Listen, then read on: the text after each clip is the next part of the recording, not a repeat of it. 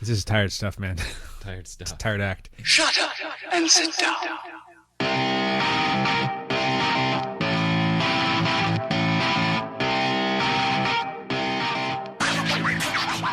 It's a time of the year where you thank somebody, and because they gave you stuff, because they might like you. Broken bicycles, old busted chains, rusted handlebars out in the rain. You are listening to the Dialed Podcast with Matt Lee Grand, Evan Price, Lance Hapler, and Jake Von Turing. Now, if you'll excuse me, I'm going to go baste the turkey and hide the kitchen knives. Have a happy Thanksgiving. The wheels won't turn when the other half's gone.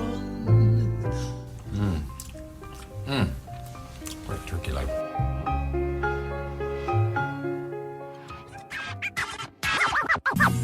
I love turkey on Thanksgiving.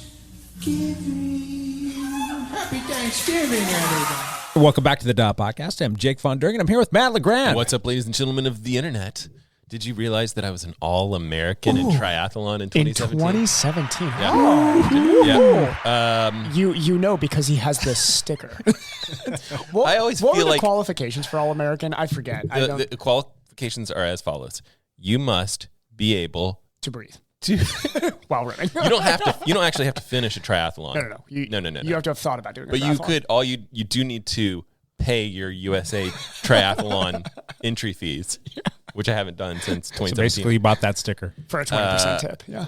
You know, I even didn't. It didn't even go that far. I think it's top 20% in your age group, isn't it? Wasn't it something like that? I have no idea. By some arbitrary point system, which I have no clue what that I always point felt system. like this whole thing was just.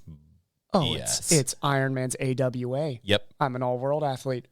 Gold, silver, or bronze. You're like, that's your transition point. Which actually, I have talked to some really competitive age groups that matters because, like in those really intense transition situations, if you have a better transition spot, that's worth it. Like that is definitely worth it. I was one of those things, the all-world athletes for a couple of years. Anytime I did an Ironman, you would be like for the next year or year and a half, right? Oh, it lasted a year. Okay, gotcha. Yeah, or whatever after the race and then the following year. And it's just junk. Yeah. I just feel like you get stickers and it's like a showy thing. Like I'm going to show you. Is anybody not bronze? Like, are there people who are not all-world athletes? Yeah. If you've done more than just like one or two. No, yeah, lots of people are. Really? It's just, I think, I don't remember. They're just going to keep on raising that because they're like, sorry, man, bronze, you got to do 8 now. Yeah. Got to get through 8 of these. Yeah, it's just bad. Keep on doing them. But I do see that people are very proud of that thing. They get like a luggage tag. It's like cool stuff. It's cool. If it makes worked. you do more races, it's cool. I will say is like as if a marketing keep coming back. for Ironman, that worked. Whatever that is. Probably doesn't cost them, pennies on the dollar for those guys. We'll send you a sticker. Put it on your coffee mug. To Matt's left and across the table from me, Mr. Evan Price. Woo! No, oh my God, man. The pool was so cold this morning. If I was wearing a Speedo in this, it was freezing this morning. Is it I'm because like, the dome, my hands are still is cold. the dome off? The dome's down. Yeah, the dome's down. So we're in the indoor Was pool. the water cold? It was so cold. Why is the indoor pool? The water was cold. The water was cold. Thank you for picking up on that. Seinfeld. So, why is the indoor pool cold? Because that's the one for the oldies. Yeah, and by oldies I mean people my age. And I think they did it as a slap to us because we complained. Us swimmers, I didn't, but I know other swimmers complained that it was too warm. And they're like, okay, we'll see. And then they're like, oh, really? It was too warm, buddy? I'm like, well, what if we just turn the heat completely off? And they're like, yeah, it's not cold. And then I get out and I cannot feel my hands. if it was really that cold, it must have been 60 degrees. Like, yeah, because really cold. I usually handle cold water pretty well. And even when I hopped in, I was like, this is cold. So like 68 is good water temperature, and like 2 degrees is huge in pool water. It's huge. 2 degrees is huge. Big difference. 102 is the only water I will get into. There you go. Hot tub. Hot urine. 110 is nice. Yes, exactly. Hot bacteria floating urine. Oh. But anyway, I am drinking, so I'm trying some new Ghost flavors out here. They have sour flavors. Why has Ghost not reached out to you for sponsorship? I still haven't sent him that email. I need to send him a big email. Ghost, please sponsor me. So, Sour Patch Kids, Red Berry, because I am 12. Tell them that, yes. Ethan is too mature to drink this. Is it good, though? Yes, it's delicious. It is very good. And to be honest, so they actually have a YouTube channel. They do very cool marketing. Mm-hmm. The guy who You're subscribed to their channel? yes, I am actually.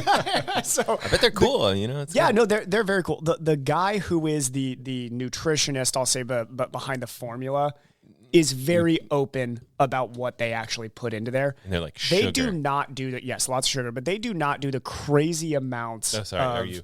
caffeine or dangerous like caffeine replacements that you see in a lot of like the other like Rain and stuff like that. If you've ever seen those gas station. Okay, so it says 0 sugar. But Yeah, but they have sugar replacements. right. There's that's difference between zero sugar and actually zero sweetener. have a lot of other- sucralose. Yeah, that's another sweetener. Yeah. Well, that's what I'm wondering. I wonder how much. I'm sure there's some nutritionists listening to this It right has- now, and they're like, it actually says oh my God, cancer. that's so bad for Cancer. They you. just Cancer, yeah. It just calls it cancer. The colon kind, yeah. That's, yeah. I mean, do you get a tingly feeling from this? I do not know. Okay, It's fine. Because, I'm sure some of that stuff would. I mean, I get Depends on how much dizzy, and then like I have diarrhea for 3 days after. But outside of that, That's it's worth fine. it. It's not that bad. Yeah. My pee's green after, but Yeah. whatever. Perfectly normal. Epic focus. Good times. 0 There's sugar. and the other two guys are drinking boring stuff, healthy for you. We got sparkling water and Coffee? 2 coffees. My daughter's recently, Kirkland. not recently, maybe like in the last 6 months to a year, started drinking Red Bulls.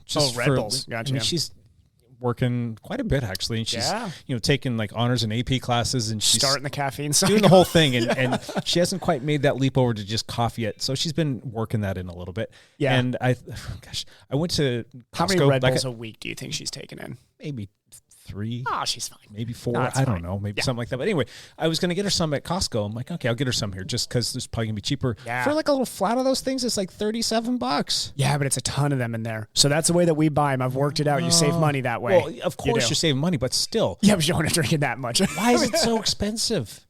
These are like. know. I mean, is that It's why really they have that such a huge expensive, budget to go put on all these events and sponsor all these athletes? You got to pay Wout. Well, this is the thing is, I mean, I love Wout and I love Hayden Wild, so I have to keep on buying Red Bull because I Yeah. want them to continue to be rich in this sport. Was Tom Pitcock wearing a Red Bull helmet this past weekend? That's a good- Lance was at the race, and I think I Lance saw was in the there. video. Yes, I Pitcock thought I was saw that like way too. off the back, at the Pitcock start. I thought he makes got sense. second. I did. He did. He But was he's- at he the started very off in the beginning. back? Like he had some sort of mechanical or something happened, and Yeah. like everybody goes by, and then like 30 seconds later, Here comes Pitcock. Yeah, but he God, he's so fit. closed Yeah. the gap and got second. I know he even talks about. He's like, oh, I'd burn out, like I had to like take a break, and then comes back, and it's just like in elite fitness still. You're like, oh man. Anyway. I would love to get burnt out and be that fast. Yeah. I didn't want to end up buying all those and have her just polish off the whole case because and if she's, I think she's buying these on her own. I mean, she's got money and whatnot. That's cool. Yeah. So if I She's buy doing her gas too much, station then stops, she'll be man. drinking too many of them, and then I'll start drinking them. And I'm like, well, maybe I'll have one. I'm like, nope, not going to go down that slippery slope. So Yes. I just think like that age, like she's like 17. 16, almost 16? should be 17. In It's just that age. I see so many kids drinking. They're all drinking energy drinks. You They're know, all on the energy I mean, I talked with an older patient about this who like she's talking about like her grandkids are always drinking Monsters, and she's like, I used to think it was really bad until I realized that at her age I was smoking a pack a day. Yep. Like, Oh, yeah. You know what? I guess if you're going to choose between the That's two, true. pretty sure an energy drink is going to be a little better option than smoking a I pack can a day. remember though, there was a chunk of time, probably a good 3 years, where I was drinking 2 of those Monsters a day, Yeah. and that's just not good. And No. I quit them cold turkey. There's and, a hard threshold on like what's Yeah. good and bad. And this is why really the only time I drink probably 3 a week, quote unquote, casually, where just like my morning drink. Sure. And the only other time I touch energy drinks is in my nutrition during rides, which Yeah. is, I mean, we're talking jet fuel at that point. That's just getting absorbed instantly. There's no. How's your training going? We can move this right into a back. There we go, back pedal. Yeah, let's backpedal. Go. How is it going? You need. It's going great. I am locking You've got a into some coach. good fitness. Yes, it is nice to really be breaking down and restructuring the swim stroke. It is feeling Really? better.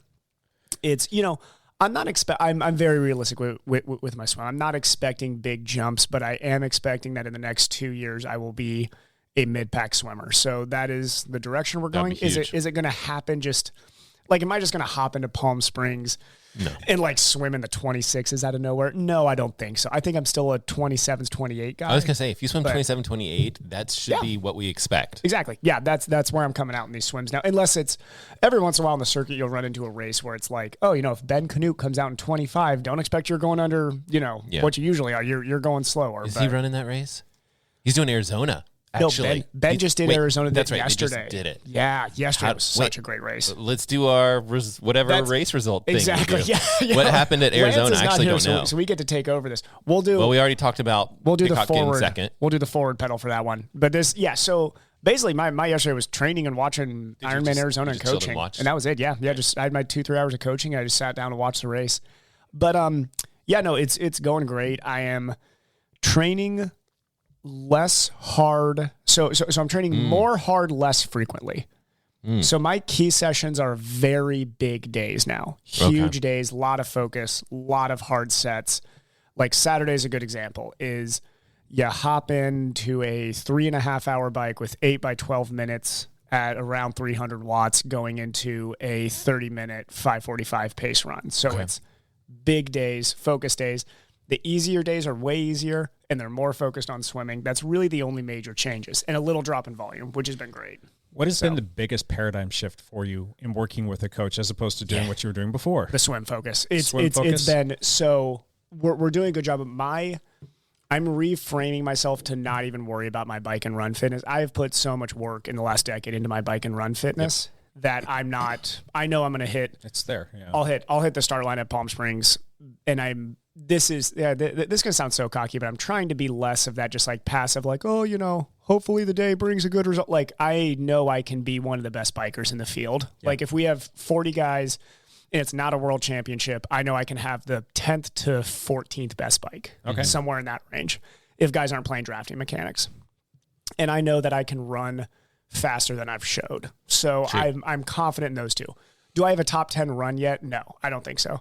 I have a lot of respect for the guys that are running fastest. And guys who are going under 110 right now, they are animals. Like those guys are incredible. So I'm not that. I'm going to be a 115. I don't know if you're going to see that at that race. I'm not sure. Yelly Geens threw down a sub 110 there. Ben Deal can run for some odd reason. Ben can run on that course great because he was a great cross country runner back in the day. There. Yeah. That's his style. No, Ben's chopping that race this year, which sucked. He actually put a post out about that. He's just kind of going into his off season. He's feeling tired.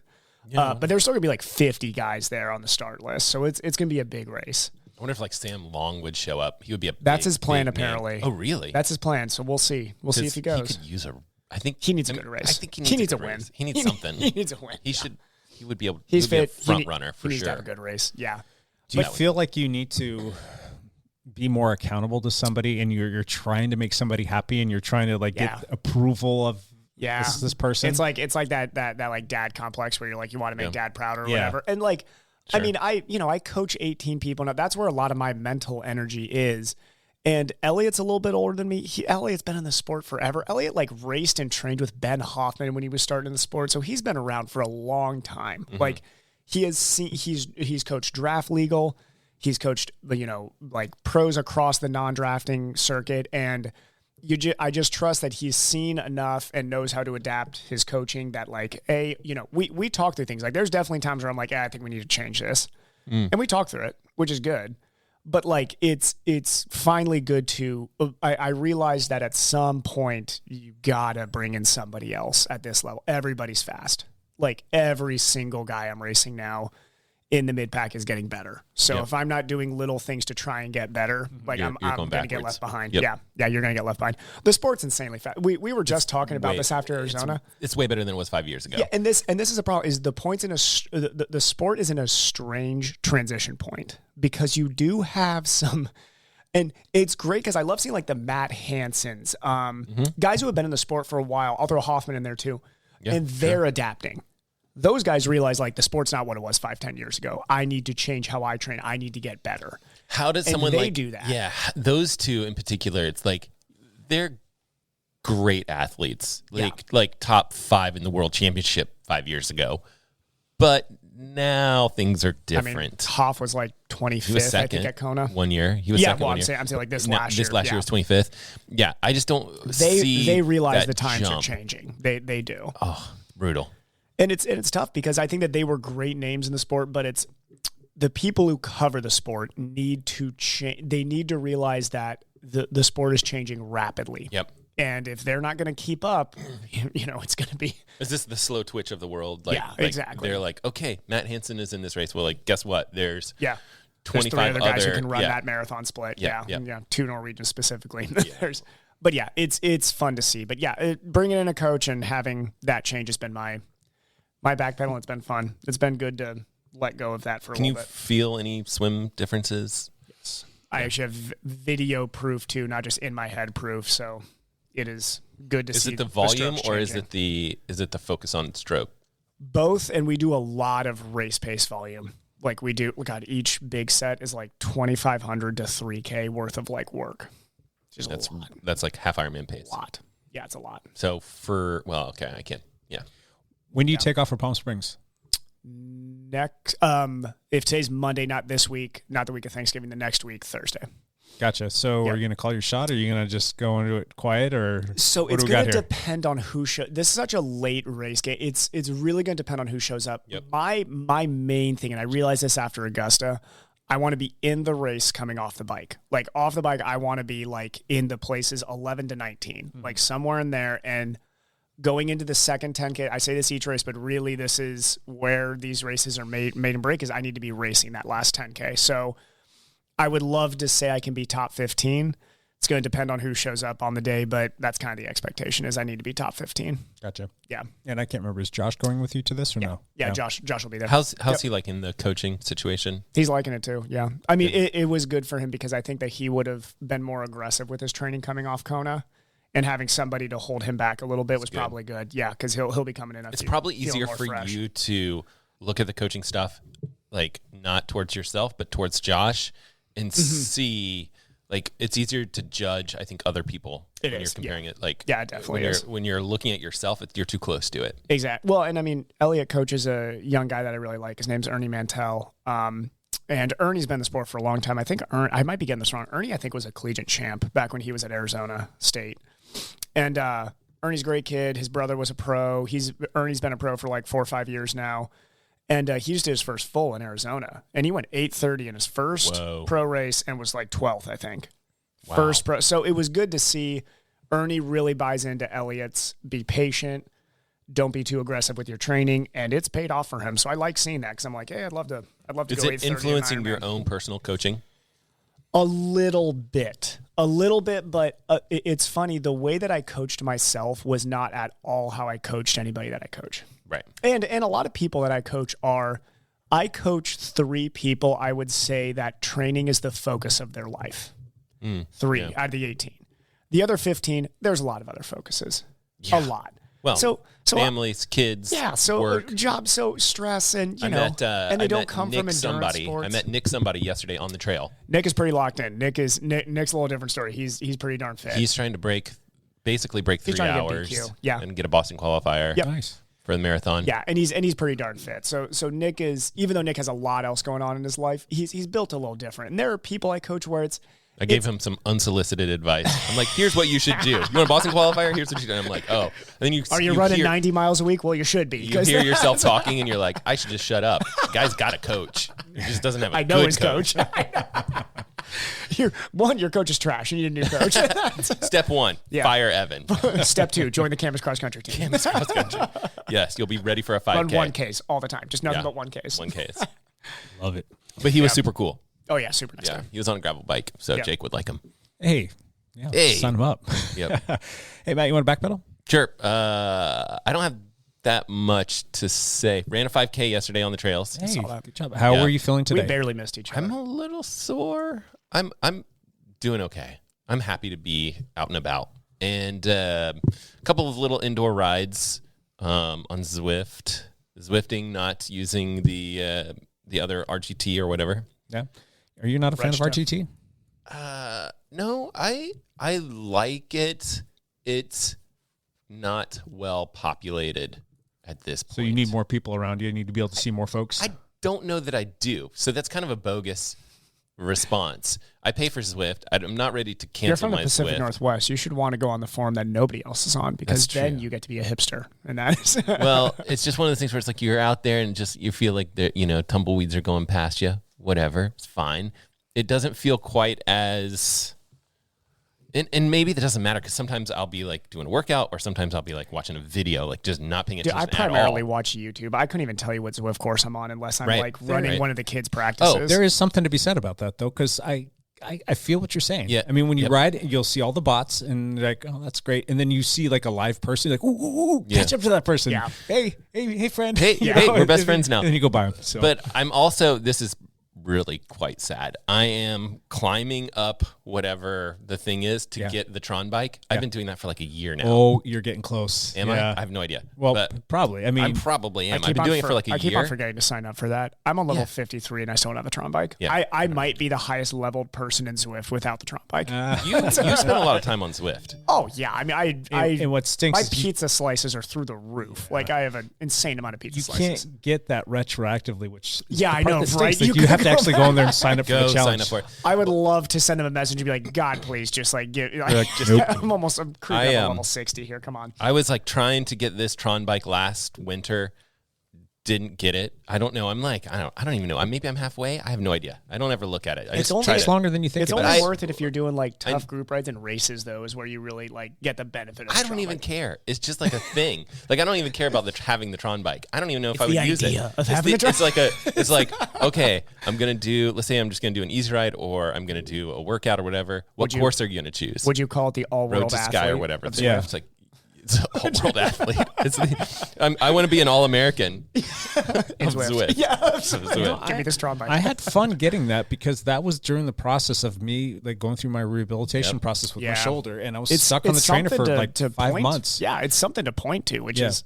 I was just talking about this with somebody I'm coaching where I'm like, hey, we're going to do some random Zwift races through the winter. And I was like, literally the only thing is just, I just need you to have some carrot because it's a long off season. Yeah. This is not a great carrot for me because this is just like, I don't care about this.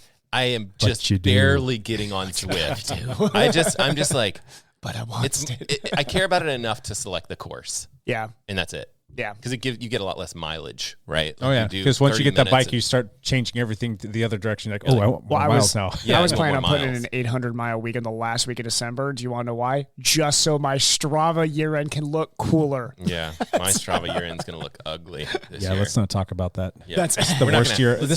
I'll have less hours and less miles than the year I got hit by the car this year. Oh, man. The last my worst year by September, far, October, and November have been terrible. I fell off a cliff because of my stupid thighs. So it is what it is. Well, and then also we got, speaking of the guy who's texting us, Lance probably had a little bit lower mileage year too, I would think, right? All of us except for you. You had to like double down to make up for the rest of us. Do you know what's really interesting? My Achilles surgery just knocked me out. Yeah, I know. So this, I had heard the Norwegians, Gustav and Christian. Yep. Their yearly average in 2021, I think it was, for training was 23 and a half hours a week. Average. For the whole year. So this is, I think I've mentioned this on the podcast before. If anybody's ever watching, I'm going to really call her out on this one. Heather Jackson had the pro Ironman triathletes train like 35 hours a week and yada. Right. Nobody trains 30. If you are, are like 1 in a million right now. I've heard of a couple, like Vincent Lewis for a short bit, they said was actually training 35 hours a week. But Jan was at one point. This is how yearly average. This is hold on. There's a huge difference between yearly average and this is what you like when you like I've done some runners big are running. the same thing. I think. They're like what? You peak out at 100 miles per week, and that's what you remember. Yeah. You're like, I run 100-mile weeks.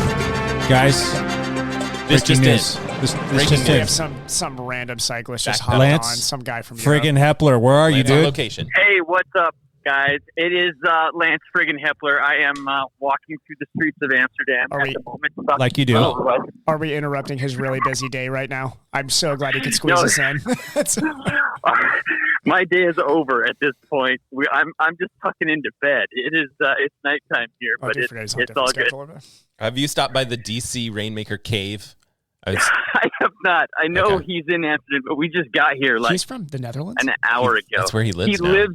Really? He lives in Amsterdam. Yeah. Yeah. I had no idea he lived in Netherlands. He was just like, we were texting this morning, and it was like, you were just 600. You're just going to drop that real quick. He was like, it's because he's got this like, okay, so he has this, it's like I don't remember what they call it, like some sort of like in-house, what do they call it? Open house DCR cave thing. Oh, nice. Going on, and he's like, here's how much it costs for you to fly over here. Come over. And I'm like, dude, I would love to. I can't just drop my family and go flying off to Amsterdam. Some of us can't do Send a that. surrogate over there. You can be your proxy. That's what I'm saying. Be Matt's Lance proxy. is my proxy. What's that? You can You're- be Matt's you're my proxy. proxy. Yep. Go over there and represent Matt. I'll be your proxy. I'll go over and bug him. No, I won't. It's night there. I'm sure he's not busy. No, Lance, just It go is. just It's go 8 it's violently almost knock 9 on his p.m. door and introduce yourself at 12 p.m. at night. That's- I'm Matt's You friend. think I'm Matt's friend. I can just look him up on Google, the DC Rainmaker Cave, and Yeah. that'll just take me there, right? Yeah, Yep, probably would. just ask him to share his location with you. Oh, yeah, we could look at Lance's location. Lance, That's- you sent us Yes. some videos this morning, and we all thought you were a freaking a-hole, but Yeah. it's so cool at the same time. I so hope he gets arrested for those videos. They're like, "Oh, you're not allowed on that." Were you track." allowed to be riding on that velodrome? Is that open for the public? Well, so No, he broke the gate law. was open. So the gate was open, and there was a guy in there just running laps. He wasn't even cycling. It's like that's- the city was dead. Okay, I respect that guy. It was. That guy- Could you please get It that was- guy's it was name for so- us? It's like part of a sports park. It's not just a velodrome. Huh. So there's like soccer fields and a locker room. I bet you're allowed on it. I bet you Yeah, were. so yeah. it looked like it was like public property, and I mean the other guy he was just running laps, and I walked in and I went, Brandy, get the bike. I'm gonna ride a lap on the velodrome. So Okay. we went right back.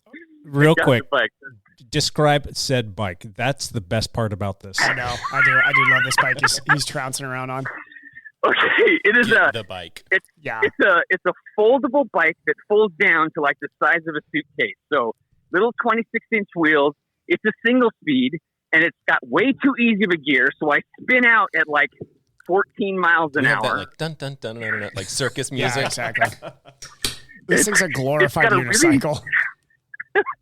It's got a really short wheelbase, so you can like I can wheelie out too easy. I'll fall out of it like too easy. So I have to be careful, like bunny hop and stuff. Are you sure that's But I a took that 26-inch thing- wheel, though? Those look like at least 20 or 24s. Oh, maybe it's smaller. Maybe it's smaller than It's very 26. small. I would say it's a This looks very 24, if small. I'm not mistaken. It could even be a 20, because that's definitely not a 26. Pretty awesome for it is- traveling around with, though. They tuck in really small, and they've been great to have. I just I did a 15-mile ride, and it took like 2 hours because Did you guys rent this bike or buy it and No, the place I rented the van from, it had an option to add 2 foldable bikes. I'm like, yes, just put them in there. It was like $50 for the whole 10 days. $50 for rent 10. That's $5 a day for that Dude, bike. so worth it. That is a steal. yeah, good deal. It's like a $90 bike. Are you kidding me? They're making out like bandits. They're just. Oh, that's But true. it- but Yeah. it's- Yeah, he could have just bought But the it's bike. been great. It has been fantastic because we stop at places if it's not raining, and we can ride the bikes instead of walking. We've just like seen so much more of a city by jumping on the bike and whittling around. It's been I just could see all Been a of ride. Belgium that way. I thought you were going on a cruise. that starts on Friday. Okay. Cool. Dude, So- he's got a busy yeah. schedule, Yeah. guys. This is Now, did you actually say where you're at and what it was that you rode on? Did we allude to that yet? the Perry Oh, yeah. Roubaix track. Okay, I was on the Roubaix Velodrome where the Perry Roubaix monument race ends on. So I rode across the finish line with my hands in the air like an idiot. And Do you hold your one bike does. over your head? You have Yeah. to hold your bike over your head. That's a rule. Yeah. And then collapse on the grass. I did 5 or 6 laps around the velodrome. I went the opposite direction of what you're supposed to do because I wasn't sure which way to go, and also I didn't To feel like the I was. left. I feel like I was not worthy to ride it the right Okay, way that's because I was on this dumb bike and I was poaching. And so That's I'm like, actually okay. a really, really cool. I mean, this is like after watching you do that, Lance. Honestly, I had to like add that to my small bucket list thing that I'm going to do in Europe one of these days. Like, I need to make it Okay. out there and do that. That was not the coolest thing I did in Belgium. Oh Going my to that God, I cyclocross hate you. race was freaking amazing. People The should follow cyclocross Lance race- on Instagram. They should. Yeah, we've been out in the van for 8 days. We've visited 25 cities. I'm not joking. Oh my God. We've been to We've been to 25 cities. We have visited. We went to like 10 more cities than we had planned to, just because we could. We moved fast and loose, and we saw all these really great places. But going to the cyclocross race, the World Cup cyclocross race yesterday in Overijssel, Belgium, was amazing. And it wasn't even part of the plan. It was like, hey, we're going to be in Belgium for the weekend. Brandy, I just want to see if there's a cyclocross race. Wait, there's a World Cup, and it's an hour away. We're going. Yeah, and you saw Clara Hunksy there too, right? Racing. How'd she end up? Yeah, she took 7th actually. Wow. She had a great race In Belgium. That's amazing. in Belgium. So, she ended up 7th, with the top 10 for her in a World Cup in Belgium. That's just like It was phenomenal. clearly Lance being there. Yeah, I think so. I think it and was. I feel like you should have talked to her and let her know. Know that it was afterwards because of you. Yeah. that you helped her out. Well, You're welcome, I did. Clara. I did walk up to her before the race and said, Clara, hey, it's Lance from Portland. She goes, oh, yeah, I remember you. And I'm like, She's okay. like, why are you here? I'm like, hey. Do you know where I'm sleeping I'm like, tonight? I Biggest just happen to be Biggest in fan. Belgium. And then we were screaming at her the whole time. And she actually, like, responded to my Instagram post. That's actually because pretty I tagged big. her in it. Yeah. So that's cool. pretty cool. Yeah. Well, yeah, because you were probably And the then- only one there where she's like, anybody from the Pacific Northwest. Anyone from the United States? Yeah. Probably not very many from the United States at all. No. So we did that, and watching the men's race was just fantastic. It was full gas. Tom Pidcock in the World Championship jersey. Right at the start, he muffed the start. He had a problem with the shifting at the start, so the whole field goes, all 50 riders, and Tom Pidcock like 4 seconds later. It was more than 4 seconds, wasn't it? It was a good chunk of time, yeah. whatever it was, but yeah. Maybe it was, maybe a bit more, but by the end of the first lap, he was in 3rd place. Oh, jeez. Wow. So he just like rode through the field on that first lap. And then him and Van Toornout, they both kind of got away from everybody else. And it was full on muddy. It was pouring rain.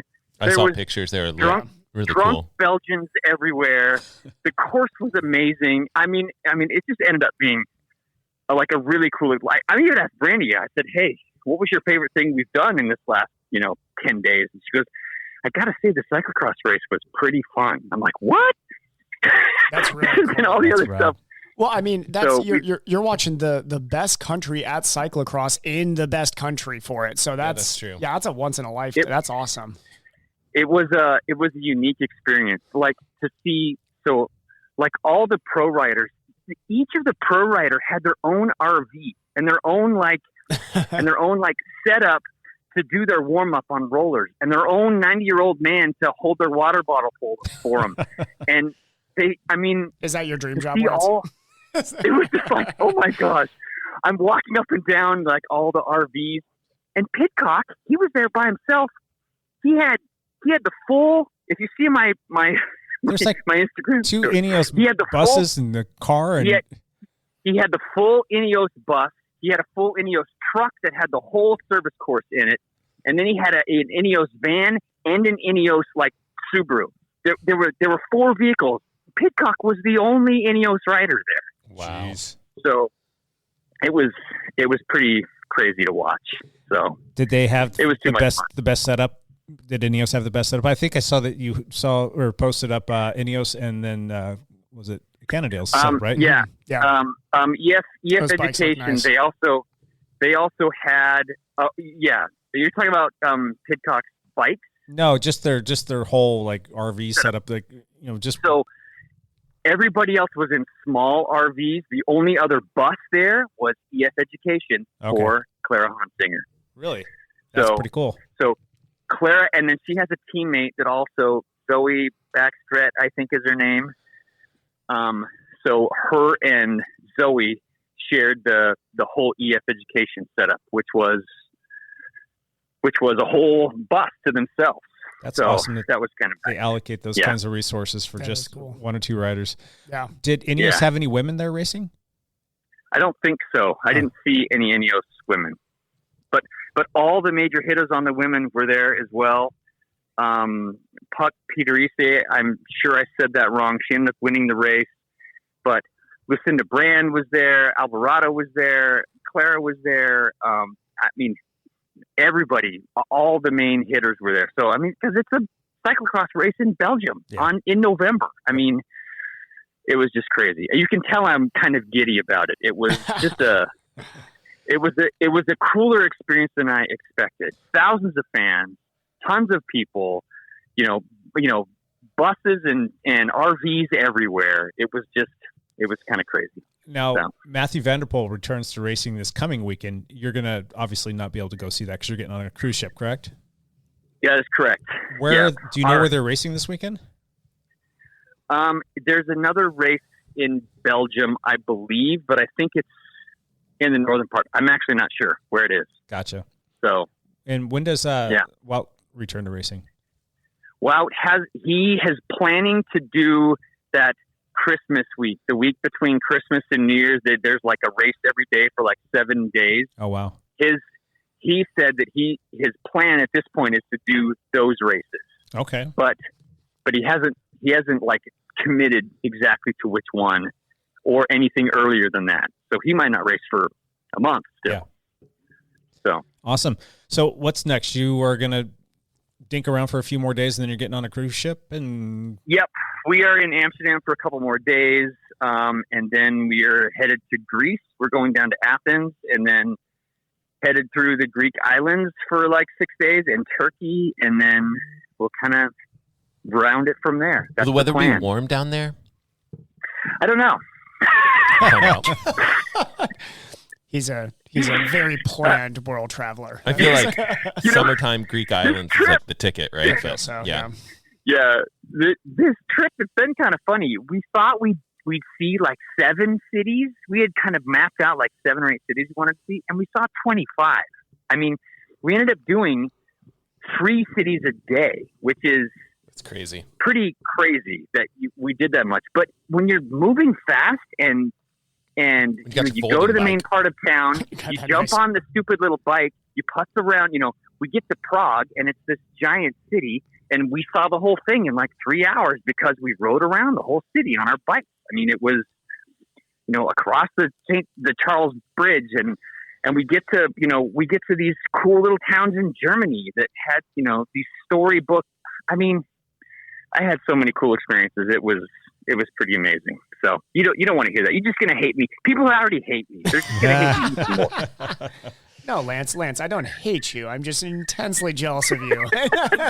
You are seeing a lot of stuff really quickly. Is there anything that you think that, my gosh, we need to come back and spend a little bit more time in this city? That's a good question. We kind of hit the highlights we wanted to hit. We one of the things we didn't do is we didn't like pay for museums or we ate on the road. We only ate at a couple restaurants in those cities. Most of the time we ate, on the road. We go to a grocery store and buy groceries and eat in the van or whatnot. And so that kind of streamlined it for us. Mm-hmm. But then again, I'm kind of an experienced van lifer. I've been doing it for like 4 years. So you kind of know what works and what doesn't. And like finding places to sleep, in the van in random European cities. We were able to do that, every night, which was pretty cool without paying for a place. We never went, all the campgrounds are closed anyway. So you just kind of have to find a place, but we always did. So yeah, I don't know. It was pretty cool. We had hoped to go to Switzerland. We were going to go to Switzerland and Zermatt and the Matterhorn. That was kind of hopefully on the plan, but when we looked at the weather, it was going to be snowing there. And we said, no, we don't want to quite do that. So that's why we ended up going north through Austria. Oh my gosh, we saw this cool little town in Austria called Hallstatt, which is right on a lake. It was like freaking Pinocchio lived there. I don't know. It was amazing, the stuff we saw. And we saw a lot more of Austria and Salzburg and Prague. And I mean, it's just been cool. Channeling your inner Geppetto, huh? I know. Yeah. It's all been good. But listen, guys, I got to cut out. I've got limited minutes, and I'm spending them with you guys because I love you. Man, so we much. so appreciate that. Yeah. So I'll hang up, and you guys can bag on me for the next hour. Awesome. Send us some more videos so we can share those with everybody that's listening. Okay. So you got to share the one of me riding across the Roubaix, the Roubaix velodrome. That was hilarious. I thought. Will do. Yeah. Okay, guys. All right, Take Lance. it, brother. Have fun. All right. See you, Brandy. Bye. Bye. Do you want to backpedal, Jake? I'm going to backpedal. All right. In the last 5 Did minutes, you get a frog? Lance is an asshole. That's my backpedal. Matt, were you done with your backpedal? Yeah, sure. Okay. And I was also in Prague, biking mostly, racing and stuff. Yeah, but exactly. I don't really have any backpedaling. Me and Tom warmed up for his race. Yeah. I decided to pull the plug before you. Yeah. Yeah, I know you got to give him a chance. I was messing with his gearing, right before the race. I rode his bike around for a second before, and for whatever reason, he had some trouble at the start. I'm not sure why. I But that's, understand. Now, my backpedal's just more the same. We did the juniors ride this past weekend, which was a lot of fun. We had a bunch of kids come out, and that was a good time. And there's even more that are coming out, and it's going to be kind of a fun thing. We've got some cool teammates that are helping out with that. So fun to see that come around. And I've been just riding sparingly. My thigh is still an issue, and I'm actually going in to see a doc here pretty soon. So stay tuned. Not that anybody really cares. It just sucks because I'm supposed to be doing work right now, and I can't. So it just doesn't feel right. Something's askew there. Let's see here. We got. We want to do this right now? Sure. Okay, so let's see Patreon here. stuff? Yeah, I think it's time to do a Patreon stuff, you guys. Gosh dang it, where's the stupid music for that? It doesn't matter. No, we don't need that. Oh, there you go. All right, sorry. We've got some more goodies. Stuff. Yeah, I threw a couple things in there. We've got got things. A new bearing company we're working with, Kogel, that sent us out a bunch of goodies, and we tossed some stuff in there as well. And Matt, you brought in a speed and cadence sensor and a couple other things that we've thrown in there. But if you want the heart rate monitor, I already took it. You have to fight heaven for it. No, I will not be giving that up, no matter what. All right. I'm joking, you probably want it. Dug around the old Patreon bin and pull out a name here. Oh, we've got Mr. Terry Hamness. All right, Terry nice. Hamness, you win again because he's won before. You won a trip with Lance to Prague. on Lance's dime, yeah. On Lance's time, he'll be flying you in this Fully week. sponsored, so awesome. Terry, you can come down and you can pick anything you want out of the bin, and there's a lot of stuff in there, some new T-shirts as well. Yeah. Nice. We do thank everybody that is on the Patreon list and are supporting the show because that's what makes this little dog and pony show keep ticking along. We do have some carrying costs that helps pay the bills. So bring this to you every single week. If you're interested in becoming a Patreon yourself so you can be added to these drawings and whatnot, that'd be great. You can go to dialpodcast.com, select Patreon, the little link there. Go to the Patreon, pick one that works best for you, and we'll go from there. Just set up. All right, let's move on. Hot takes. Hot takes. So Not hot seat. Not hot seat. Not hot hot seat. seat. No, So no, no. hot. No, no, That's no. so old, It is hot. so hot. Listen naked. That was hot seat.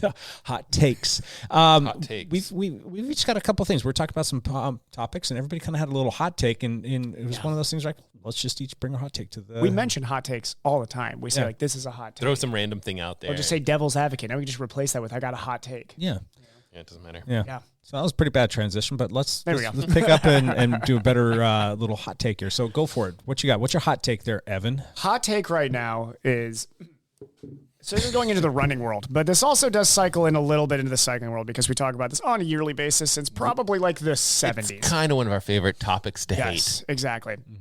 So I have an endurance athlete that I look up to quite a bit, much like Lance Armstrong. I actually really agree with At you. one I point. really like him as well. I am, at this point in my life, very used to my heroes disappointing me at some point. That's actually a good point. But you know, Lance. at the same time, I think it's very good to realize that like all these guys are human, no matter how much we like to believe that they are not. And I'm not accusing anybody of anything, but there's some suspicious stuff going on. Yeah. So in the running world right now, our wonderful hero, Eliud Kipchoge, who is, if anybody doesn't know who he is, one, if you're a cyclist and you don't know who he is, just an appreciation of sport, you should probably know who Eliud Kipchoge is at this point. Yeah. He might win Athlete of the Year, actually. I forget what group puts that on, but he's in the running for Athlete of the Year this next year. ESPN? Yes. It might be ESPN's. I forget. It's one of the big ones. It's like, yeah. So he is the current world record holder for the marathon. He also, in a separate race, not the one that he took the record in, has gone under 2 hours in an event put on by Ineos. Right, the weird setup marathon. Yeah, the Sub 2 project that was originally started by Nike's group. So, can I ask you a question about him real quick? Mm-hmm. If you had the opportunity to take your current fitness that you had, go get totally warmed up, and then race him in just the first mile of the marathon. Can you beat him? So at that event, I know I can't. I could probably keep up with him on a bike. My fastest mile. Well, at this exact moment, I do not have mile training underneath me. But you would be close. I could stay with, if I took a month and just honed in fitness, I could stay with him through 3K probably, and then be blown out. Yeah. It'd probably be around 3K. Isn't he averaging like 438, I think, or something like that? That would be very difficult to do. Yeah. What's the fastest mile you've ever run? I know it's completely 440, different. And that was a couple of years ago. 440. How about you, Matt? I've ever gone. Well, okay, so this is not fair because that was a 5K 10. Wait. Right now. Not right now. Right now, I could not keep up with him. Actually, a quarter mile would really hurt. Yeah, no, that would really And it hurt. would just be like because of That's the 70. I mean, just under 70. Yeah, well, it's just under 70. But like just moving your legs that way would just not feel good. People don't understand how fast that actually is. And then until you try to back run a in the day, I could maybe go with them for 5K. What was your PR mile? 4-teens? 17, Yeah, 4-teens. Gotcha. No, high, 417. So, yeah, but that's like normal for college. Yeah. It's just different than what you do, which is like half marathon training or Ironman training. So I would have to take a month to change. How does he stack up? And I'm not the runner, and I know that the mile's a little bit more anaerobic than it is aerobic in terms of. It's a tough run. It's like a tweener thing. When you're a kid, you can go faster. You can go much faster. So, as a kid. but for him right now, how would he stack up against the world's fastest miler? Probably not well. Not well. No. It would be an ugly race. The fastest milers right now are pretty crazy. So where would that crossover be? Would it be about 3K? No, he would actually do okay in the 5K. He'd do okay. He would do well-ish in the 10K. He could maybe win the 10K still. Ooh. I'm not sure if his kick is there. I don't think he could. He could probably run with Cheptegei. He'd probably stay around Cheptegei. I don't think he. But he's not going to outkick. He's not going to stick with him in the last lap. He's not going to outkick some of these guys. He could make. Some of these young guys. He's one of those guys that could make the finals in the Olympics. He has really honed in his and remember Kipchoge when he was 18 or 19, I think won the gold in the 5K. I believe it was he was bronze young. or silver or something. He didn't win gold. I thought he won. We'd have to look that up. Okay. In the 5K. Fact check me on that real 10K. quick. But anyway, fact check me real quick. But he's he was legit. He was a track very runner. good 5K runner when he was young, and then he was very good for a bit, and then I think it was right around the time that Mo Farah was coming into his prime is where Kipchoge was leaving the track. And that's when he made a transition into the marathon. And since he has made that transition into long distance road running, he has been the most dominant athlete in road running history for the marathon, period. Wow. The guy, I think he had a winning streak of he had won 7 straight marathons or something like that. He did the sub 2 hour project. He showed that he is the best period of all time at the marathon. And how old is he again? He's in his mid-30s now. Okay. 36, 37. He's old. Yeah, he's way old. He's not. I just checked this. He's not 40 yet. He's 37, I think. Yeah. So, yeah. He is way old for what he's doing. For elite running, that is old. You are. So it's safe to assume that he'll be in the next Olympics in 24? He may be That's done. his goal. He said that he wants to, true. but Okay. I wouldn't say it's safe to assume because at that level, injuries can creep up at any point. So you never know. Assuming that nothing happens injury-wise, he should he be able will to be in Paris, I would say. Do you think that he'll have a shot at winning gold for the marathon? Yeah? I would still say he will win gold because he'll be 39. I think he will win gold again. I don't think anybody can beat this guy right now over the marathon when he's fit. Olympics is always weird though because it's a different race.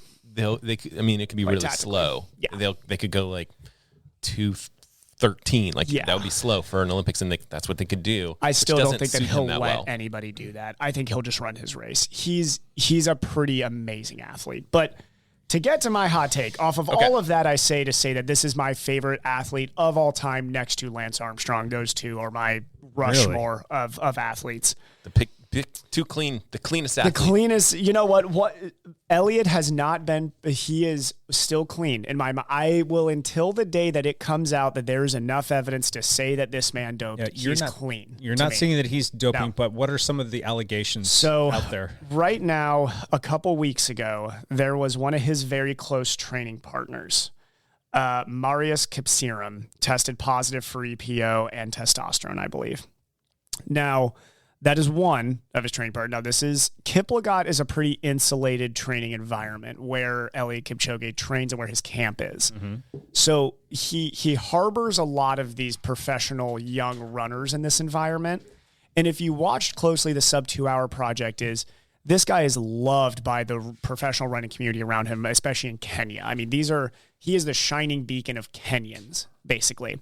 A lot of young guys who flock to him and who really love what he does for the sport. So he's created an environment where these guys can come and train, and some of his close training partners have started to come under question and blow positive. So Kipsiram's going to be suspended for 3 years. He admitted to it, so he's not combating it. So he's a 2:04 marathoner. I mean, he's one of the best marathoners in the world.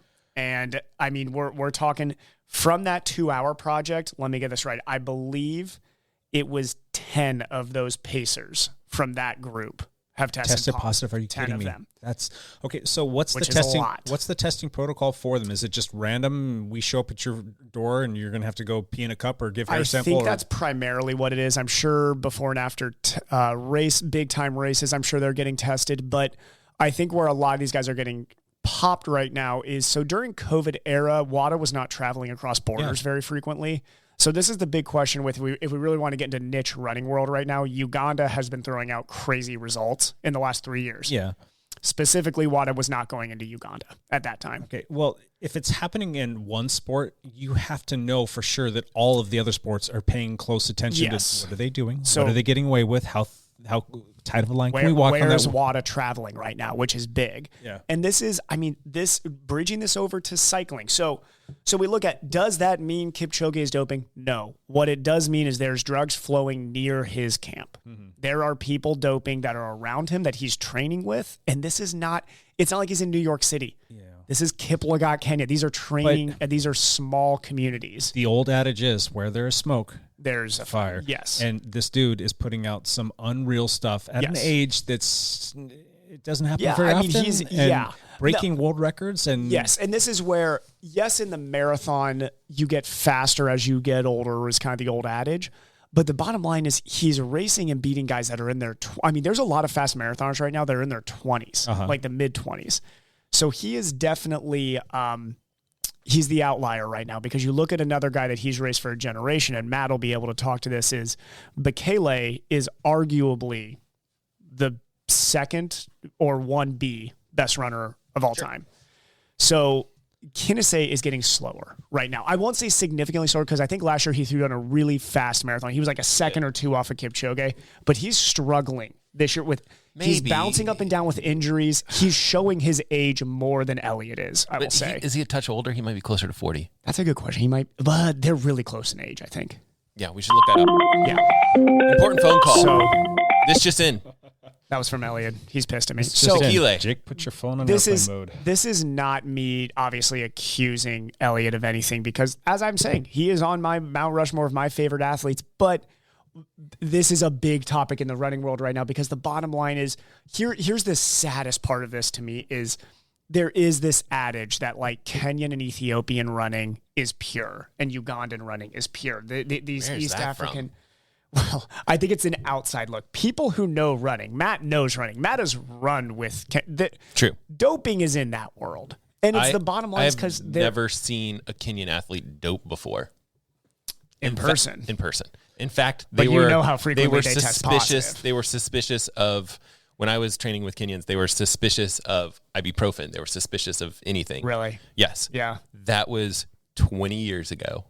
I think things have changed. Because unfortunately, there's a lot of positives coming out of I think my favorite running country I think it's in the world. rampant. And here's the bottom line is, I was listening to a podcast where a guy was talking about this really well. Western world running specifically still much reflects cycling, where it's still a wealthy person's sport. It is. Like, whether people in distance running want to admit it or not, if you're a good cross-country runner in America, odds are you probably come from a little higher socioeconomic area. That is not the case in Eastern Africa. in Eastern Africa, it is still a way out of poverty for a lot of people. It's the basketball of it 100% is. Yes, exactly. And East Africa. Yeah, and here's the bottom line is that if you take somebody who, I mean, I was watching a great older documentary, but it was talking about it was a guy who went out and followed the struggle of some very lower level Kenyan pro runners. Pro is a strong word. They were just making prize purse money is basically all that they were doing. They weren't sponsored or anything. These guys were working manual labor all day and running 100 miles a week. Now, my always great question with that is, how many of those guys could you take, give them money where they can rest all day, and all of a sudden they could be one of the fastest guys in the world? They could be competing for a medal. But it's if you offered those guys who are really struggling through something that nobody listening to this podcast can relate to, because nobody here is a poor farmer. It's the way I like to think of it is like there's poor in the U.S. Oh, and then there's poor over there. There's different poor world. in Kenya, Not and even, it's like, you can't even whoa. compare the two worlds. It's two different worlds. To me, that's the really scary part. I can't even fathom mentally the dedication that those guys have to that. I mean, it's insane to me, like that level of toughness and dedication. But if you offer somebody in those situations, say like, and you're not very educated either at that. I mean, like really understand like these people are obviously they're not going to higher education. They don't. If a pharmacist tells them like, oh, you're really tired all the time, I got something for you. I can help you out.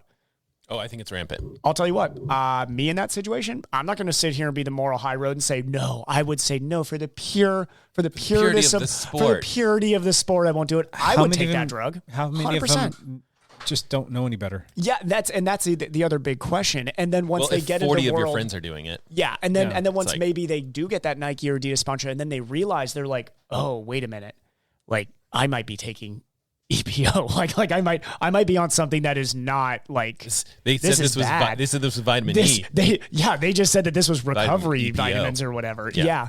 Then you realize like maybe they get in their head that if I don't take this, maybe I can't compete. I can't be what I think I can be. So package it up in one nice little tidy sentence. What is your hot take? My hot take is that there is a lot of the elite running world right now that is taking drugs. A lot. What do you think, Kipchoge? I think he's on something. My hot take is I do believe that Kipchoge at some point in his career he has walked the line at the minimum. Okay. Other sports have been under much tighter scrutiny for all of this. Cycling, I think, is probably the one that we can come to because it's got such a jaded past. I mean, it's got a storied past. It's got a jaded past. Running does. I just don't think it doesn't as consistently make the news cycle. I will say it's not. It's popular because a lot of people do it. Obviously, it's like one of the biggest sports in the world. But is it up there with cycling in terms of like the stage that it's put on? Yeah, I think so. You guys don't necessarily have. I think running is a more popular sport than cycling. I think cycling has a different like pro piece to it. Yeah. Whereas like you have so many runners that don't, like marathon runners don't know who Kipchoge is. It's like, oh, okay. Yeah, that's a very good point. Like cyclists, every road racer knows who Wout van Aert is. Not everybody who lined up for the New York City Marathon has any idea who won the New York City Marathon. True. But I do think that cycling has had a big problem in the past. Running has too, and it's had some bad press. It just doesn't get quite the headlines as much. Yeah, because people don't care. Yeah, and it's just like you said, is that I do think most people lining up for a running race wouldn't always consider themselves running fans. You know, there's a difference. Everybody signing up for a road race in cycling, most area, let's say 90%, probably have some knowledge of like who's going to be in the Tour that year. Yeah. Who won Paris-Roubaix that year? Like they have some idea, and if they don't, they probably want to know. Like they're kind of going into that world. Not always the case in running. So again, running is going to have a little bit more of a jaded past and whatnot. They're trying to clean up their act, and they are testing a little bit, but there's still a lot of people that are pushing that line. They're walking a very, very thin rope with respect to the things that they're doing and that they're getting away with. And there's probably a certain amount of suspicious activity going on that we don't know about because they're always going to be a step or two ahead with it being. I don't even think they're a step or two ahead. So you got to think of a lot of East Africa's doping is actually a step or two behind. Yeah, that's probably why these guys are getting caught, though. But and so they are. Yeah, I agree with that. They're probably getting caught more frequently. And I am all for the conspiracy theories on does Nike and Adidas and big money want to see all of their pro East African runners test positive? Absolutely not. No. So is it that wild to think that WADA's like somehow been infiltrated by. No, of course they are. Like, I mean, look back just at the Lance era. Mm-hmm. You know, I mean, like, obviously there was going to be a large portion of the Peloton testing positive if they really wanted to lock down. Well, you toss some money at WADA, you toss some money at the testers, and you make sure that, like, your big names don't get our big names aren't getting popped. Yeah, like let's keep everybody under cover here. I think that's my hot take, is that I do wonder if there's been a test from Kipchoge or suspicion, and they're just saying, like, hey, what money is coming into marathon right now is only because of this man. We bury that right now. Yeah, I would say that's probably money Lance brought into cycling. I would say that's probably the running government body that would bury that, as opposed to the actual testers, WADA or Nike. But WADA will gladly take money over that, I'm sure. So here's the thing with Nike. They're a massive company. They know in their contract, you get busted for drugs, you lose your contract. It's just a little flag in their little contracts, goes with all their pro athletes. That's it. That's all they're done as far as that they're concerned. Yeah. They're not going to be like, you should do drugs, you should do this, you should do that. They're not telling Alberto Salazar that he should do, coach his athletes a certain way. Yeah, no. That's the problem, is a lot of people don't care online as long as you don't Nike. Well, Nike doesn't care as long as you don't make bad press for them. As soon as you make bad press, you're gone. But I don't think that Nike is technically going to be like going through more steps to make sure that they're like staying on top of this, because if they can bring in the fastest runners in the world to wear their shoes and sell the next percents as much as possible, sure, they'll do whatever for that. Historically, they have been bad at taking the extra steps to make sure their athletes are clean. And I think that's their only mistake, but it's not. No, I agree with you. I think it's more of the relationship between the running governing boards and WADA than it is like Nike or Adidas throwing money at WADA and saying like, keep hush hush about this, And here's the thing, WADA, are they really going to go to, Rift Valley area consistently? Probably not easy to travel to. Camps it's not easy to travel during COVID. No, come on. This is just there. It's very hard to get someone who's going to be testing people out there. Yeah, exactly. And on the defense of Kipchoge, I will say that those camps are big. Minimum of 100 people. Yeah, he might not know what's going on all of those camps. I'm sure he doesn't. Yeah. Yeah. He probably goes back home and does his own thing. I'm sure he's not like, I'm sure there's not 12 of them secretly in his basement like shooting up together or whatever. Like we don't know. What do you think he is doing that's legal? That's maybe like the little bit of that gray line. Yeah, I actually don't think he would be. Kipchoge, at least from what we know of him, is the most obsessively consistent, like, and simple. Keeps everything very simple. So I'm sure that he's doing things very similarly to what he was doing when he was 18, 19, 20. Yeah. Very simple, very consistent. I still believe to this day, regardless of what if he has or hasn't done, if he's clean, my God, it goes down that he's the greatest endurance athlete that has ever existed. Period. Here's the thing. If he's clean, that's the end, bar none. Let's say he's using and then he wasn't using. He's probably still a 205, 206 guy. Oh, it doesn't even matter to me. If you take drugs away entirely from everything, Kipchoge is still the greatest marathoner of all time. It's just one of those things. It's kind of like, a lot of people would argue this with Lance, where it's like everyone else is doing drugs, and it's kind of the same thing in a lot of these sports. Yeah, these are not magic pills. They are a percent or two, I'm sure, improvement. But when you're talking running times that fast, there's still leagues to this. Like a 212 guy is not going to start taking EPO and be a 202 guy next year. Right. That's not how it works. And I am not a dope.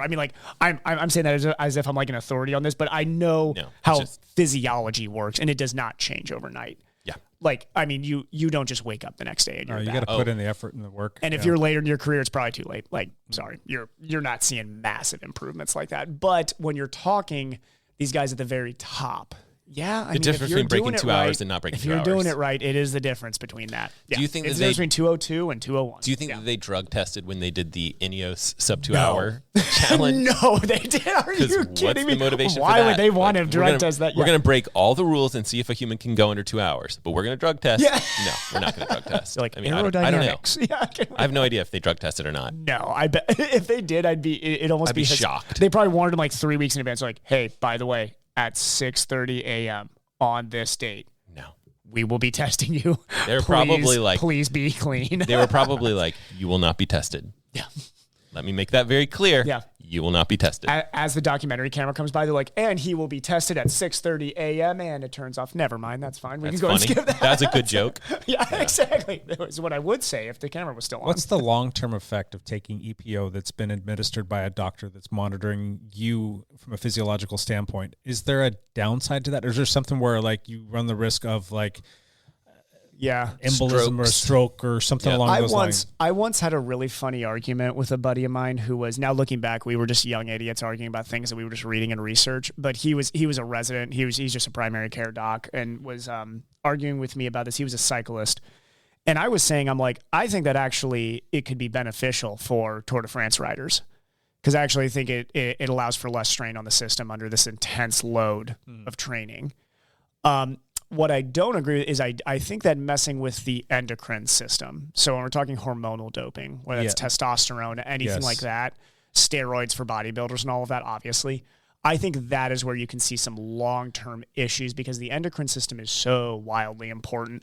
But EPO is part of the endocrine. It triggers the endocrine system to create more red blood cells. So yes, you're still messing with that system. Mm-hmm.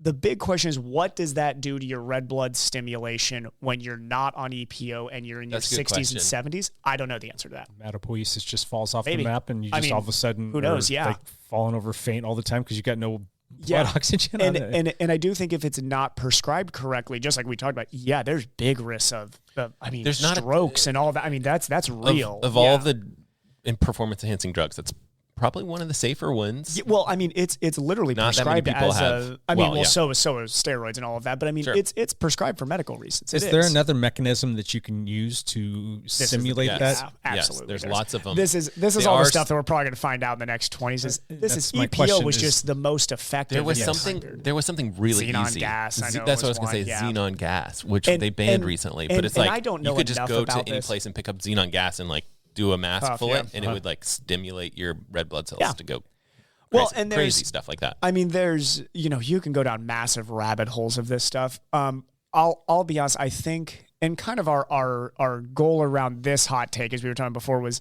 where is that line between cheating and just trying to get the most out of yourself?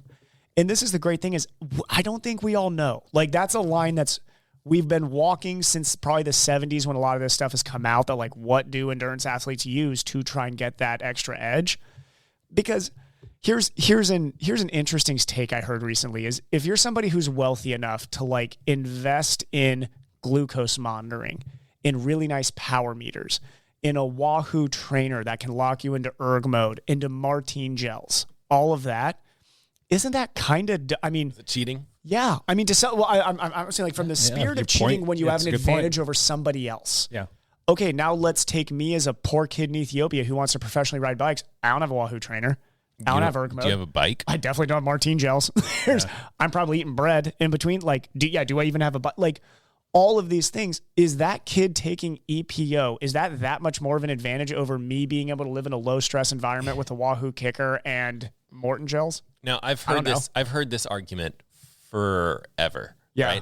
Right? My standard response is whatever the rules are established by the governing body, that's what we're sticking to. Yep. Because the rules are EPO, no. Yeah. Wahoo trainer, sure. Yeah. Like, and so everyone has the same rules. Yeah.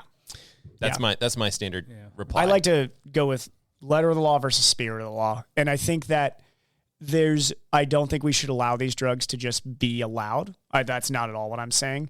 But I don't think it changes my perception of the athlete as much as it does for some people. So, because I look at it as a situation. Now, if it came out that Galen Rupp is doping, screw him. You just don't like toss him to the fire. You just don't like Galen. Hate at him all. Then. You just don't like him before doping allegations. And if he came out doping, I'd be like, my God, that guy had every advantage on planet Earth compared to these poor East African guys. And he's still doped. Don't you think he's had every advantage? Every single advantage. Yeah. So if you dope on top of that, no mercy. So when you get into the spirit of the law with respect to this, where is that little gray area? Where are you going to let them cut corners, or what are you going to let them get away with? And maybe just give them a little slap on the wrist and say, you got to stop doing that. You can't do that, as opposed to like, it's just a hard line, you're done, you're out, or you're suspended. Here's the thing. I think there's a lot of stuff that we don't know about, which is like, my theory is it's like a lot of lactic buffering kind of stuff. Yeah. Which is not illegal. Therefore, and that stuff fair would game. be so helpful. Oh my God. If you could find just something you could take during a race, even that could help lactate buffer, that's a sodium night and day. bicarbonate. Yeah, seriously. I mean, people do that, and then their stomach goes berserk. But this is the problem with that is you got to be so careful because you will throw yourself into GI distress. I don't think it's illegal. That's a great question. It's not. I'm pretty sure. I should know this. I don't even know my own list. Right. It's too hard. It How many times have you been tested? Yeah, exactly 0. Yeah. Thanks, Iron Man. Yeah.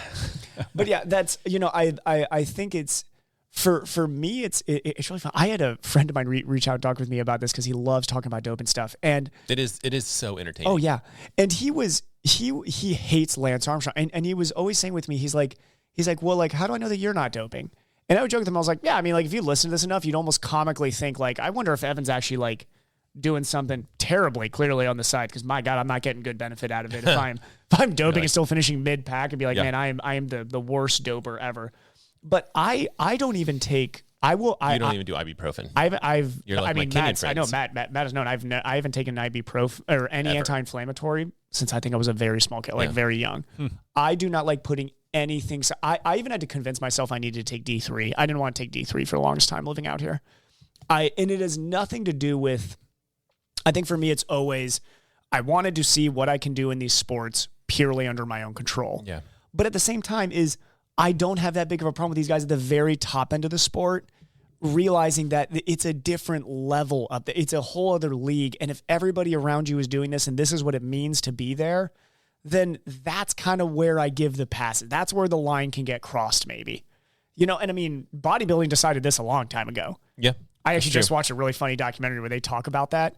And the guy who was the original founder of bodybuilding gave the simplest quote where they said, like, how did it come to be that just drugs are just innate in this sport? And he said, you know what, at the very first big time bodybuilding meet, I forget the North American, whatever, he said, we tested. He was like, 90% of the guys came back positive.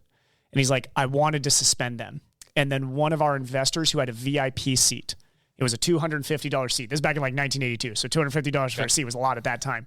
Came up to him and he said, I don't want to see normal people. I want to see freaks up there. Yeah. He's like, you don't suspend any of those guys or I'm going to kill you. Quote unquote, I'm going to kill you. And he was like, okay, cool. We're doping. Well, so that's kind of what cycling's done. At the end of the day, cycling is to some extent said nobody wants to see these guys dying off at the end of these races going 10 miles an hour and be like, I'm going to pull out on stage 19. No, you want to see freaks. I want to see Lance Armstrong dropping Jan Ulrich with a 500-watt climb. We all want to see freaks. If there was a cycling race that they just said there will be no testing, could you free imagine for all, that? would the three of us watch that race? Yes. Oh, hell yeah. 100%. I would maybe tune into that harder than any race I think I've we ever all watched. would. I think we would. And so 100%. But do you know what I would also tune into? Is if they said, this is going to be a 7-day stage race and we are testing obsessively. This is a clean race. I would actually tune into that too. I would Absolutely. too. I would. But here's the thing. Then it's always the game. You'd always have the game of like, okay, well, this person's taking some sort of lactic buffer that's not testable or whatever. Like, we just don't know. I mean, that's literally what we have currently. We're taking ketones. Like, we have that situation currently. We're going to test hard. Yeah. That's what they're telling us. Yeah. And we tune in sometimes. Well, this is what WADA always says, and this is what these sports say. But then it's funny because, I mean, I can give you guys the insight on from triathlon professionally. If it came out tomorrow that like most of the guys I'm racing are doping, one, I'd be surprised because I know a lot of the mid-pack guys are like career guys otherwise. And I'm like, where are you getting this money and time? Like, why are you doping right now? But if it came out that like all those guys we watch in the Olympics, the guys who are smoking me by like 20, 30 minutes, they're all on something. I would not be that surprised. Be like, it'd be so easy to get away with it. These guys get tested like twice a year. Maybe. NCAA's I know a guy who's been podiumed consistently, and he apparently just messaged somebody, and he said he's like, in my 7-year career, I've never been tested. Yeah. We're like, dude, this guy's like making a living off this sport, and he's never been tested. Have you ever been tested ever in your life? Never. No, not once. I've been tested more than you. Matt has been tested more than me. Wait, you did get tested in NCAA's? No, I did not. Okay. So I was a D3 athlete. I got tested twice in a cross-country season, NCAA, which is like right? 3 or 4 months. Yeah. Beginning of the season at NCAA championships. Yep. And I do think that if I was on something, they would have busted me. I mean, I don't know. That's just like the scared, well, because you would have had to be really smart about how you cycled it. And at that age, nobody knows. Like no 22-year-old knows how to cycle that. Is there something that you would like to take with just pretend that you never got, you weren't going to have any ill effects of it. Yeah. You were never going to get tested, Yeah. and maybe not even use it. Maybe it's at the end of your career when you're done. You hang it up and you're like, all right, I'm done. I'm not racing. I'm not going to get tested. For sure. It would be so much fun. Oh my God. I would take a very carefully prescribed amount of EPO and I would go to altitude in Park City and I would train for a full year and then come back you down. need to go to altitude. The EPO takes care of that for you. Yeah, but I want to do it all. Oh man. I would go it won't all help out. You. It won't help you. You don't think so? The It's double altitude won't digits. help you. Go to Park City. It's the same thing. I think I should live in Park City. EPO, from what I've heard from people that have taken it, I would take $1 million, hire Michele Ferrari, and be like, I'm a robot for 1 year. Treat me as a robot, and I just want to see what my 40K TT time would be. That's it. That's From what all I've I heard, wanna Full on see. showdown going up Larch Mountain with Guy Van. Yeah, I would. Guy Van. I would even tell Guy Van. Guy Van would be like, "Where have you been the last year?" I'd be like, "Don't worry about it. We're going. We're racing. We're racing right now." From what I've heard, it's like you're running and you just don't get tired. It sounds How amazing. nice is It that? sounds amazing. So one girl that had like anemia problems and she was like a legit runner. She still is actually, and she's like 40 something. But she was a legit runner. She, just Probably could need to not be get her supplemented numbers with up. something. Yeah. She had to take EPO, prescribed, and she said didn't get tired. Stupendous. Another Yeah. person I knew, this is like a friend of a friend who ran collegiately, was like, I'm done with running. I just want to try some stuff. Like did all of his own research, did EPO. He's the same thing. Like you just race and you don't feel tired. What was That's that? incredible. What That was is- the Netflix documentary? That was Icarus. Icarus. Icarus. Yeah. I mean, that's basically what that guy did, except it went down a way different Oh, route than yeah. he thought it was going to go. That was actually one of the best documentaries I've ever seen. That won awards. I mean, that's and I know people who knew him and they all hated him. Yep. Because here's the difference he did. He didn't tell anybody He in didn't tell race that anyone. year. Yep. He didn't tell anybody in raced. Yeah. Yeah, So that's where the Colorado road race season hates that guy. And rightly so. Oh, for sure. If I was ever going to do any of this stuff, I would even announce it on like my Strava and socials. Not that anybody follows that, like but I'd if be like, this I am is doping bogus. now. Nobody allowed me into a race. I will be doing my own time But trials he's on making a track. documentary. How does it change that documentary if he tells everybody? Oh, it changes it entirely. And so you don't get Yeah, that same but outcome. But he didn't know that that's where he was going. But that's where you get respect for someone when he's Yeah, like, but I'm I'd going to still- try this stuff to see what it's like. Yeah. There was actually an article And we still even talked about this where like, I mean, so the races I'm going to, like I said, I mean, these are mid-pack pros I'm racing. If it came out that like 2 or 3 of the guys that I'm racing are doping, we would all hate them. Yep. Oh my God. Yeah. Yep. Me and all these mid-pack guys would be coming out. I'm sure we'd all just be putting them on blast and hate them. But then all of us are also like, I'm fine with Lance Armstrong, So, but we're not racing those guys. Like I'm not racing Joe Skipper, who just won Ironman Arizona. I'm not racing Sam Long. Did he? Okay.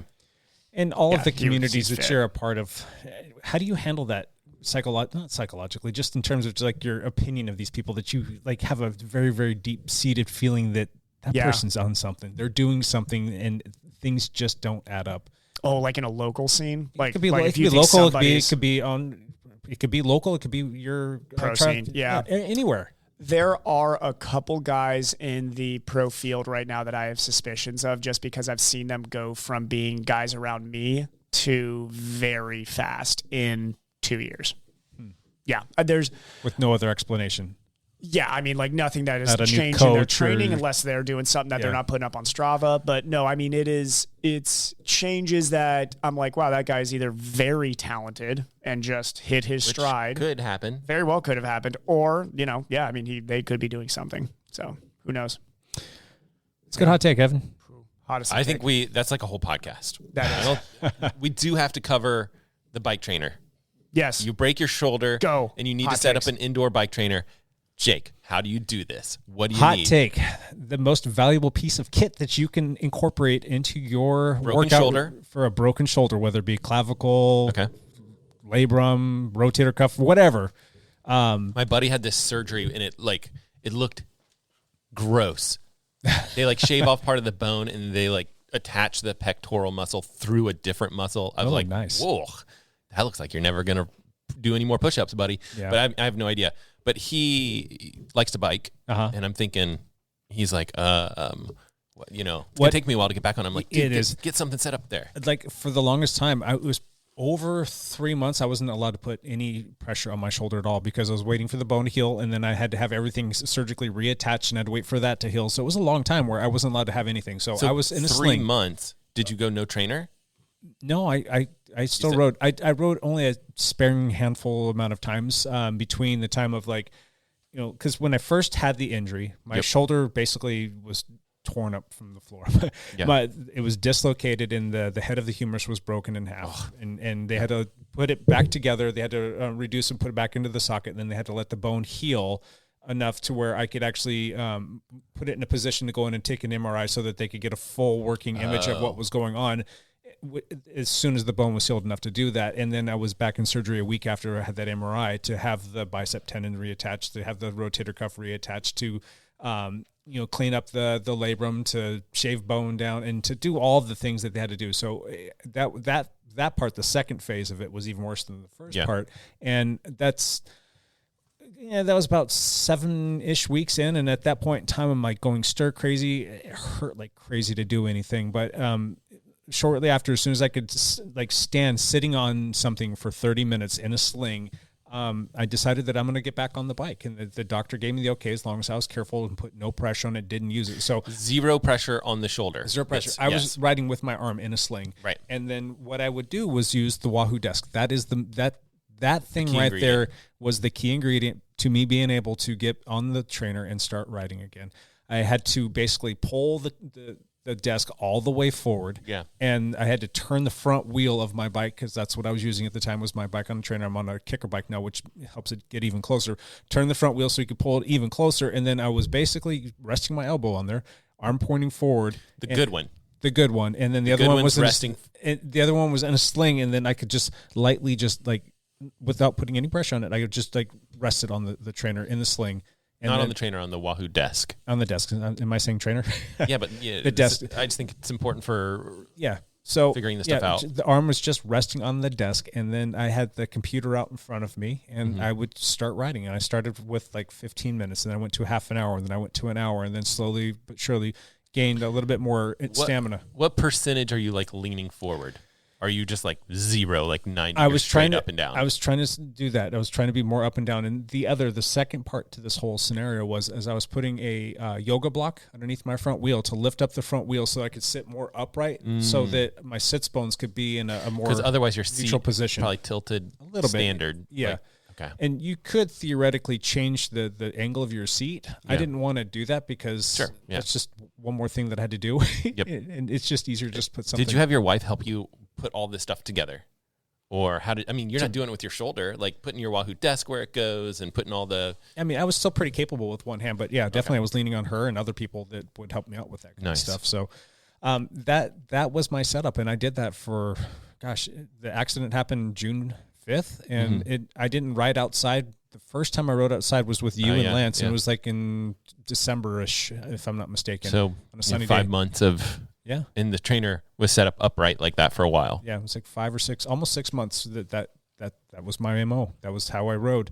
I've got pictures of it, and it was not comfortable. And you got to make sure that you have the right saddle too. That's the third part of this. And if you don't have that angle just right, and you're sitting really upright on the trainer, and you're kind of cockeyed a little bit to the side, because it's hard to sit dead center and stabilize yourself. You always kind of find yourself leaning to the stronger arm. Yep. Yeah. If you don't have a good saddle too, if the saddle's the wrong saddle for you, you're going to know really quickly. So, okay, that was my experience, and that's what worked well for me. And anybody that has a shoulder injury, I really feel bad for them, but you can do it. Yeah, you can. I think that's the key, is knowing that it's like you don't have to just do nothing. Yep. You can set something up, but you really need to have something come up over the bike, so that you have that as kind of your stabilizing piece. Yep. And again, the Wahoo desk was the key piece of equipment there. And what I like about the Wahoo desk is it's very easy to adjust the height of it going up and down. Yep. It's a very sturdy and stable platform. Yep. It's got wheels, so it can roll in and out quite easily. Was it hard to get on and off the bike? No. You're fine. No. As a matter of fact, exactly. And just kind of get one leg over, and you just take your time, Yep. That there are other options though, because the Wahoo desk, the downside about it, it's expensive. Yeah. They're $300 now. Yeah, it's nice. It's got like little slots in it to put an iPhone. You can stand it up, or an iPad. You've got like, I feel like there's some alternatives that I've seen reviews for, Yep. and I just haven't ever picked one up. I can't give you any off the top of my head, but I know that you can get them on Amazon, and I've seen people build stuff out of plywood and 2x4s. Yep. I mean, I'm sure IKEA has a nicely sized bookshelf that you could take parts apart. of the bookshelf out and Yeah. then just leave the top parts and probably make a pretty good one. yeah. True. The last thing is just make sure that if you're riding on a trainer, because you are getting on and you're leaning quite hard, if you're using something with quick release, make sure that the quick release is nice and like sturdy in there. You want to make sure that you don't like actually put too much. Like if you stand on the pedal and it's wanting it to like lean to the side, it might come unclipped or attached to the trainer, and then you're falling over, and then you've got all kinds of like madness. I prefer Just tuck and roll. Don't bring the arm out. Just tuck. Just through axle's the way to go concussion's there. fine. Do not touch that shoulder. Through axle. Yeah, that's going to be your ideal setup. But there's a lot of people that are using old bikes, rain bikes, any kind of crappy bikes that they can put on a trainer. Trek bikes. If you're riding quick release, always make sure that bikes, thing track is bikes. That's the only on there. place that bike should be. Yeah. Yep. That's where it lives. That's my hot take, because that Wahoo desk is worth its weight in gold for Awesome. those that are coming off of shoulder injuries. Do you want to say anything real quick? You got one minute? Save it. Save it for the next time. Cool. That was our hot take. Boom. One last thing. Run around the table real quick. Go. Oh, happy Thanksgiving, everybody. Kicking or sticking? You staying home? Yeah, I was staying home. Yeah. We got my little brother and Cassie's sister, and then her parents coming up for Thanksgiving. So Sweet. we'll be doing Thanksgiving here. Yes, and that's about it. And then I'm going to be going to sunny Palm Springs, and a couple days after that, and I'll be calling in and saying, "Oh, guys, I'm just cruising around Prague. just cruising around Prague right now. Just going down to the Greek islands. Just I don't know, we might hop on a boat here soon. What are you guys doing? Was it cold up there? That sucks. Oh, hey, Tom Pigcock, how are you? Biking in the rain? Biking in the rain? Oh, that sucks. Yeah, Zwift's fun though. There's a Belgian route there. Sure. Matt, one last thing. I posted a video last week. I don't remember. Friday? Oh, the Wahoo. Yeah. The Wahoo Rome version 2. That video is bombing. Why? I don't know. David Goodman said it was my best video ever. I can't tell if he's being sarcastic or not. I bet he's being sarcastic. I'm like, I don't know.